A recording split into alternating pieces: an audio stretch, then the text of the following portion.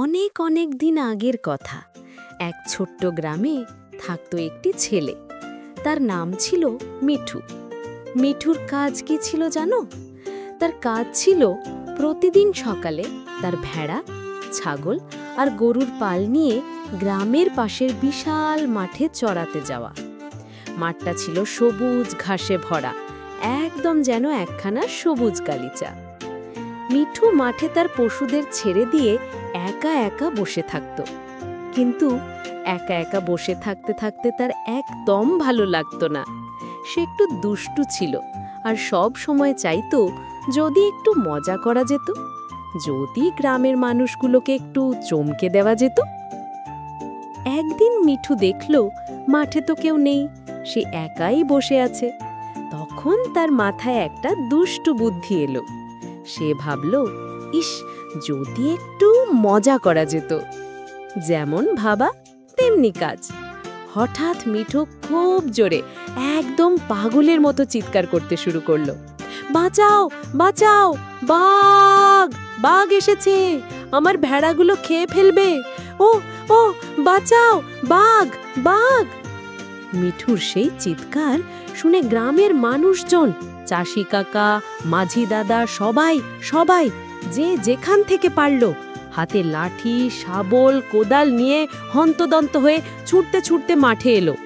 তারা হাঁপাতে হাঁপাতে বলল, কোথায় বাঘ, কোথায় গেল বাঘটা মিঠু? আর দুষ্টু মিঠু কি করলো জানো? সে হো হো করে হেসে উঠল, বোকা বানিয়েছি, কোথায় বাঘ, কই বাঘ, আমি তো তোমাদের সঙ্গে মজা করছিলাম। গ্রামের লোকেরা এত কষ্ট করে ছুটে এলো আর এই ছেলেটা কিনা তাদের নিয়ে মজা করছে। সবাই রেগে গেল। তারা খুব বকা দিয়ে বলল, মিথ্যেবাদী ছেলে, এমন বাজে মজা আর কখনো করবি না। এই বলে সবাই মন খারাপ করে ফিরে গেল।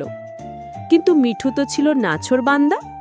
পরের দিন আবার তার সেই দুষ্টু বুদ্ধি চাপল। সে আবার চিৎকার করে বলল, বাঁচাও বাঁচাও, বাঘ, সত্যি সত্যি বাঘ এসেছে, এবার বাঁচাও প্লিজ, কেউ তো এসো, ওহ ওহ। এবারও গ্রামের কিছু মানুষ এলো, কিন্তু যখন দেখলো মিঠু আবার মিছিমিছি চিৎকার করছে, তখন তারা আরো রেগে গেল। তারা বলল, এই ছেলেটা শোধরাবে না, এর কথা আর আমরা বিশ্বাস করব না। তারপর একদিন বন্ধুরা সত্যি সত্যি একটা মস্ত হলুদ কালো ডোরাকাটা বাঘ ঝোপের আড়াল থেকে বেরিয়ে এলো। বাঘটা ভেড়ার পাল দেখে তার দিকে এগিয়ে যেতে লাগলো। মিঠু ভয়ে ঠকঠক করে কাঁপতে লাগলো। এবার সে প্রাণের ভয়ে বুক ফাটিয়ে চিৎকার করলো, বাঘ, সত্যি সত্যি বাঘ এসেছে, এবার বাঁচাও প্লিজ, কেউ তো এসো, ও ও। কিন্তু গ্রামের মানুষজন কি ভাবলো? তারা ভাবলো, ওই তো মিঠু আবার মজা শুরু করেছে, এর কথা আর আমরা বিশ্বাস করব না। আর তাই কেউ একজনও সাহায্য করতে এলো না।